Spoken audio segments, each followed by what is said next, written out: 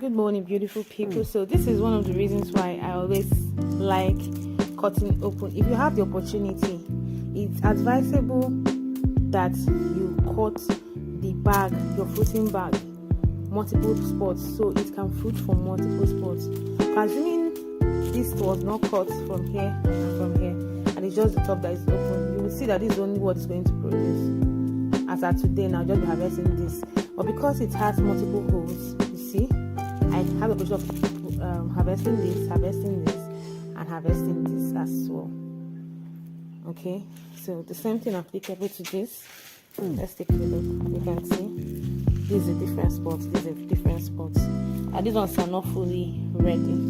Okay, they still have some little way to go, but this is fully ready to be harvested. You can see that the caps are fully open. In fact, they are even overdue, because if you leave them now, they're going to start cracking. So this is ready to be harvested, and I'll be taking these out.